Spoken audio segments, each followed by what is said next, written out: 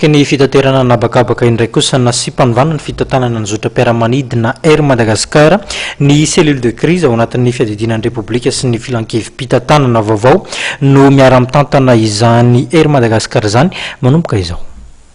Niala amin'ny toerana mahatale jeneraly ny zotra nasionaly Air Madagascar Andriamatoa Hugues Ratsiférana izay voatendry amin'andraikitrafa araka nambaran'Andriamatoa Henri Rabarinjaka. Adzara Elson izay talia antety-pivoarana teo aloha no voatendry tale jeneraly vaovao. Nasipa hanamboarana ihany koa ny filankevim-pitantanana ny zotra nasionaly. Inona no antony nisian'ny fanovam-pitantanana?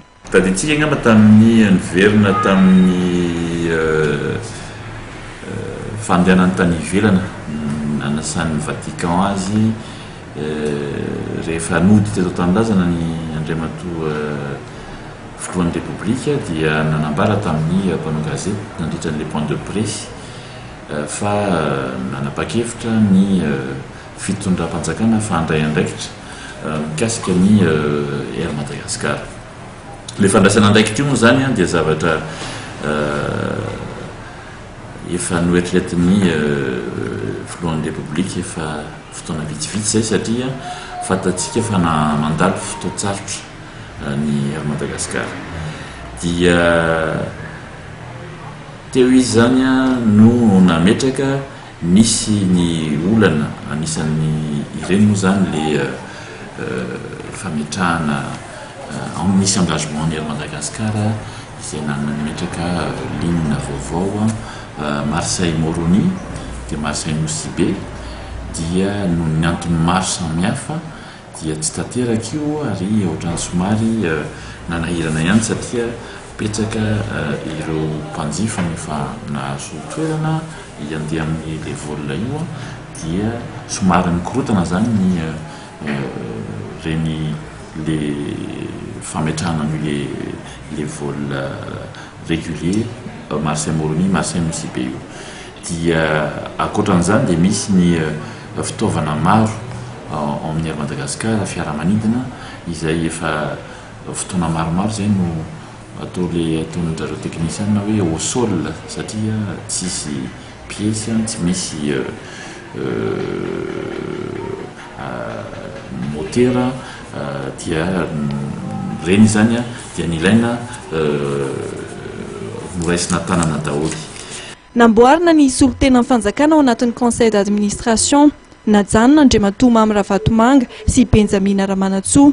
Ireto ny olona sivy tantana ny Air Madagascar: Andriamatoa Henri Rabarinjaka, Eric Kohler, Jean de Dieu Lemena, Enrico Boto, Orlando Roubmanana, Patrick Andrembahiny, François Randremahandry, Ramatoa Nicole Andrianarivson, Rasandy Andrembololona. Lahara-pahamiana ho an'ny filankevim-pitantanan'ny komity mpitantanan'ny Air Madagascar ny hanatsarana ny tolotra amin'ny sidiny eto toerana sy any ivelany. Priorité zany zao zany dia ny fomba izao dia izao dia le hoe protection le haute saison dia napetraka tsara mihitsy zany fa mandritra an'ity haute saison ity ny fomba fitantanana Air Madagascar dia ny comité de direction izay tarihan'ny tany généraly par intérim Elson miaraka amin'le directeur akaiky azy indrindra sy ny conseil d'administration no miaraka mitantana.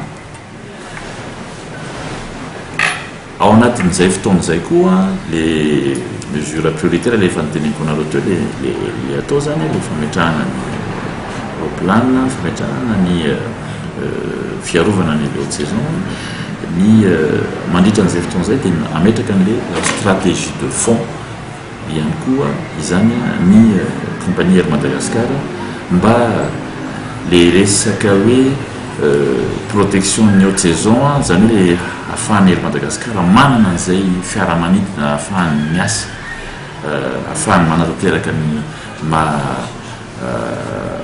miasany ao amin'ny transporteur aérien azy tsy hoe mandritra an'io haute saison ihany fa itoy sy izy teo itoy hatrany. Fantatsika fa eo amin'ny exploitation long courrier ny zavatra tena tsy maintsy hosanitsika moa zany dia ny ivelan'ny Air Madagascar sy ny aviation civile de Madagascar amin'ny le annexe B. ahafahana mampiroborobo ny sidiny eto an-toerana sy any amin'ny faritra. Anisan'ny asa tanterahany tantana vaovao ny ampanidina indray hatramin'ny faran'ny volana jolay ny fiaramanidina izay miato amin'izao fotoana izao, ka ao anatin'izany ny Boeing 737 roue, ny ATR 72, ny ATR 42 ary ny Twin. Manana vinavina ny anovan'ny fiaramanidina ihany koa ny Zotra Air Madagasikara.